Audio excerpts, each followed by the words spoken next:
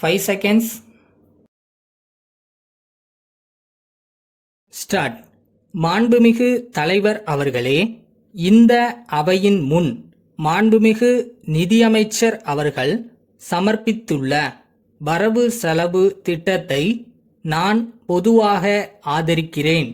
இதில் பல அபிவிருத்தி திட்டங்கள் சேர்க்கப்பட்டிருப்பது குறிப்பிடத்தக்கது. வரவு செலவு திட்டத்தில் துண்டு விழுந்துள்ளதால் புதிய வரிமுறைகள் போடப்பட்டிருக்கின்றன. நிலவரி உயர்வு சிறு விவசாயிகளையும் வறண்ட பகுதிகளையும் பாதிப்பதாக இருக்கிறது. இதை மாண்புமிகு நிதியமைச்சருடைய கவனத்திற்கு கொண்டு வருகிறேன். பொதுவாக விவசாயிகளுடைய உற்பத்தி பொருள்களின் விலை இறங்குமுகமாகவும் விவசாயிகள் வாங்கக்கூடிய இதர பொருள்கள் விலை ஏறுமுகமாகவும் இருக்கிறது. இதை சமநிலைப்படுத்த வேண்டியது அவசியம். அரசின் கடமைகளில் இதுவும் ஒன்று ஆகும் என்பதை தெரிவித்துக் கொள்கிறேன். விவசாயிகளுடைய கடன் வசதிக்கு திட்டவட்டமான ஏற்பாடு அவசியமாகும் என்பதை இந்த நேரத்தில் வற்புறுத்துகிறேன். விவசாயிகள் கடனை திருப்பிச் செலுத்துவதை தள்ளி போடும் சட்ட முன்வடிவால் ஏற்பட்ட நிலைமையை அரசு கவனிக்க வேண்டுமென கேட்டுக்கொள்கிறேன். விவசாய பொருளாதார நிலை மோசமானால் விவசாயிகளின் நிலைமை விபரீதமாகும் என்பதை அரசின் கவனத்திற்கு கொண்டு வருகிறேன்.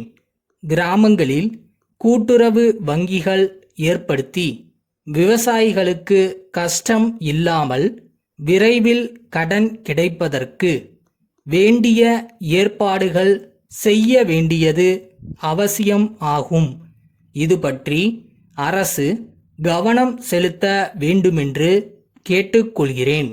அதோடு விவசாயிகளுக்கு 1 வருட காலத்தில் 4 முதல் 6 மாதங்கள்தான் வேலை கிடைக்கிறது என்பதை குறிப்பிட விரும்புகிறேன்.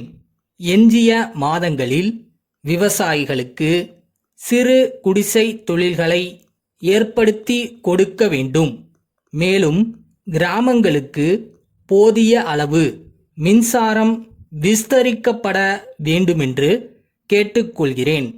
அபிவிருத்தி திட்டங்களில் கூட்டுறவு சங்கங்களும் உள்ளாட்சி நிர்வாகமும் பங்கு கொள்ள செய்ய வேண்டியது அவசியம் என்பதனை ஞாபகப்படுத்துகிறேன். அப்படி செய்தால்தான் அந்த திட்டங்கள் வெற்றிகரமாக நிறைவேறும் என்பது என் கருத்து. விற்பனை வரியால் கூட்டுறவு பண்டகசாலைகள் பாதிக்கப்படுகின்றன. பெரிய வியாபாரிகள் விற்பனை வரியிலிருந்து தப்புவதற்கு பல முறைகளை கையாளுகிறார்கள். இந்த முறையை கூட்டுறவு பண்டகசாலைகள் கையாள முடியாது என்பதை அரசினுடைய கவனத்திற்கு கொண்டு வருகிறேன்.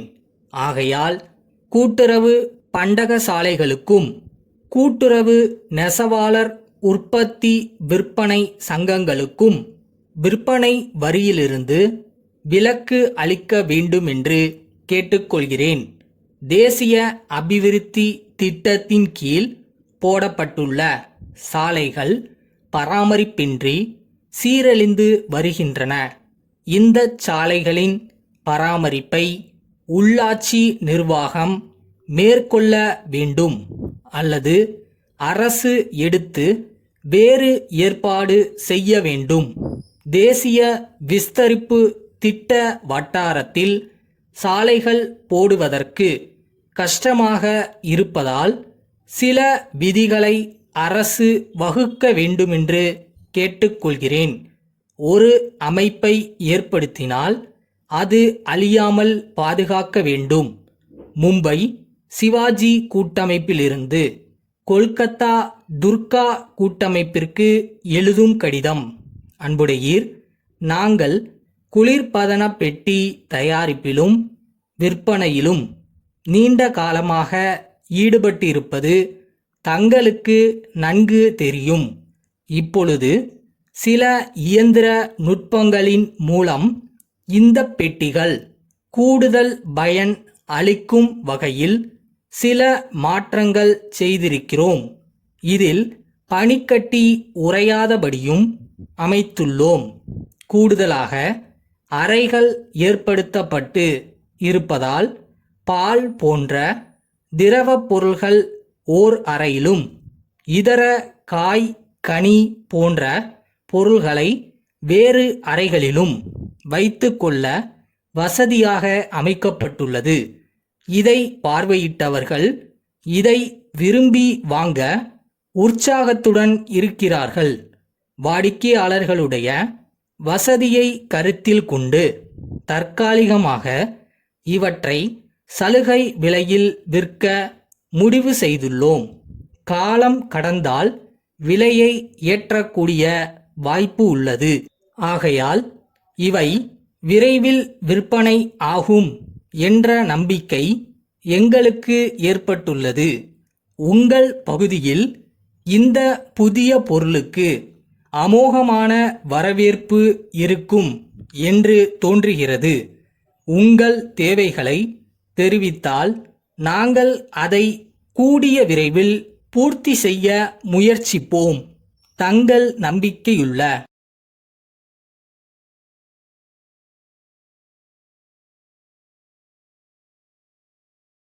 வச்ச குறி மிஸ் ஆகுதுன்னா எங்க மிஸ்டேக் பண்றோம்னு பாரு. பயிற்சியை பலப்படுத்து. அதை விட்டுட்டு முடியாதுன்னு நினைச்சு ஃபீல் பண்ணாத.